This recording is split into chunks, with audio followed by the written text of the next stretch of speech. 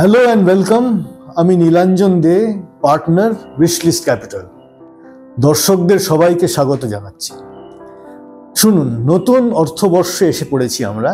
এই যে financial year 25-26, প্রত্যেক অর্থবর্ষের আগে আমরা একটা ফাইন্যান্সিয়াল ইয়ার আসছে, আরও 12 মাস আমাদের কাটাতে হবে এই ইয়ারের মধ্যে, এই কথাটা ভেবে কিছু রেজলিউশনস নিই। যেমন টিপিক্যালি আমরা নিউ ইয়ার রেজলিউশন নিই 1st of January-তে, সেই রকম আমরা এপ্রিল মাসের গোড়াতে এই ধরনের রেজলিউশন নিই। আমরা যদি সম্প্রতি দেখি কি হয়েছে ইকুইটি মার্কেটে এবং ডেট মার্কেটে, আমরা দেখেছি প্রচুর ধরনের টপসি টার্ভি এসছে, অর্থাৎ অনেক ধরনের উথাল পাতাল এসছে। ইকুইটি মার্কেটে ভ্যালুয়েশনস হ্যাভ রিট্র্যাক্টেড, ডেট মার্কেটও খুব একটা শান্তিতে নেই, ওখানে রেট কাটের সম্ভাবনা। ইনফ্যাক্ট গত ফেব্রুয়ারি মাসে যদি আমরা ফিরে যাই, আমরা একটা রেট কাট পেয়েছি। এপ্রিল মাসের এই কদিন আগেও আমরা একটা রেট কাটের চেঞ্জ দেখেছি। অর্থাৎ ডেট মার্কেট অথবা ইকুইটি যেভাবেই দেখেন, দু জায়গাতেই আমাদের প্রোঅ্যাক্টিভ থাকতে হবে। এবং এই অর্থবর্ষর গোড়ার দিকে এইটাই আমার মেসেজ সবাইকার কাছে, এই প্রোঅ্যাক্টিভিটিটা খুব ইম্পর্ট্যান্ট। কেন ইম্পর্ট্যান্ট বলছি? মার্কেটে এত রকম চেঞ্জ আসছে, আমরা দেখতে পাচ্ছি কি ধরনের চেঞ্জ আমাদের হিট করবে। আমরা কিন্তু একভাবে অ্যাসেট অ্যালোকেশন করে যাব এটা নয়। অর্থাৎ ফাইন্যান্সিয়াল ইয়ারের রেজলিউশনের গোড়ার কথায় আমরা এই সমস্ত চেঞ্জগুলোর দিকে তাকিয়ে থাকব এবং সেগুলো অ্যান্টিসিপেট করে কিছু কিছু অল্টারেশন আনার চেষ্টা করব নিজের অ্যাসেট অ্যালোকেশন। এবার দেখুন, হয়তো আপনার অ্যাসেট অ্যালোকেশনের মূল কথাটা হচ্ছে নিয়মিত রোজগার করা।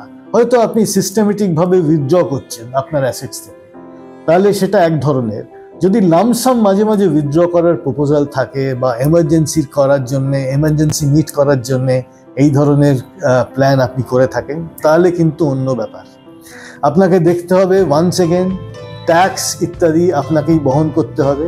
কাজে প্রত্যেকবার উইথড্রল হবে আপনি ট্যাক্স দেবেন।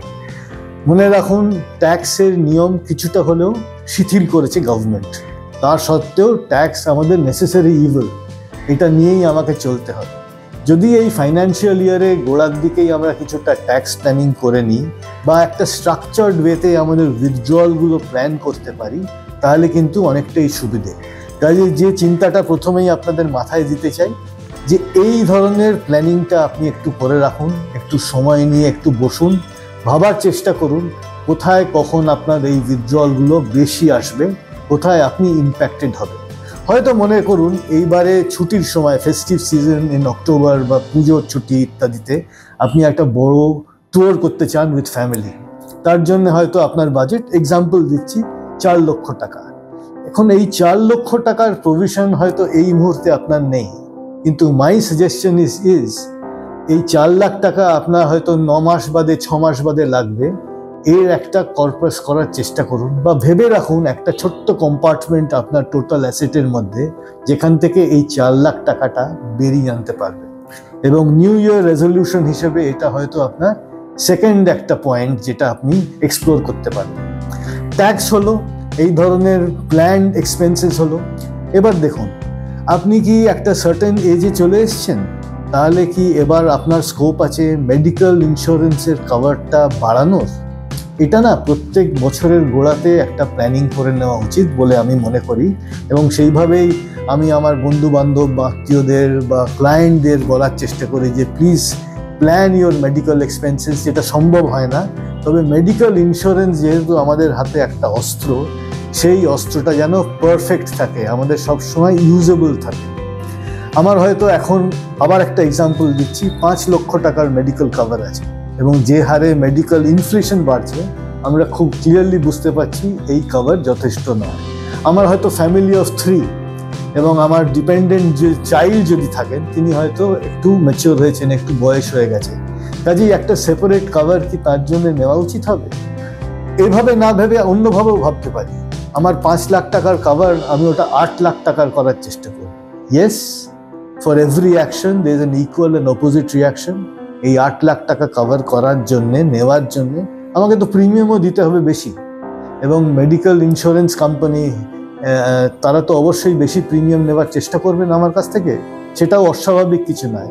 এই যে additional premium, it's a burden. এর জন্য আমাকে প্ল্যানিং করতে হবে, আমাকে বাজেট থেকে বার করে আনতে হবে, সংসারের বাজেট থেকে আরম্ভ করে, এবং সেইটা করার জন্য আমাকে রেডি থাকতে হবে এই এখনই। অর্থাৎ আমাদের নিউ ইয়ার রেজলিউশনের জন্য এটা হয়তো আমার থার্ড ইম্পর্টেন্ট পয়েন্ট। 3টে ক্রিটিক্যাল মেসেজ দিলাম এপ্রিল মাসের গোড়ায়। আপনার হাতে বেশি সময় নেই, আপনাকে প্ল্যানিং করতে হবে। Planning is everything. আপনি যদি আমাদের আগের পূর্বের একটা ভিডিও দেখে থাকেন, আমরা সেখানে ক্লিয়ারলি বলেছি যে plan first, product will follow. কাজে plan is the most critical element of everything that you are going to do. আশা করি এই ভিডিওটা ভালো লেগেছে। Please take it up. আমাকে বলুন আপনারা কি অ্যাকশন নিয়েছেন, আদৌ কোনো রকম অ্যাকশনেবল পয়েন্টস পেলেন কিনা। আমার ভালো লাগবে আপনাদের রিয়াকশন পেতে। Thank you very much. Have a very good financial year. নমস্কার।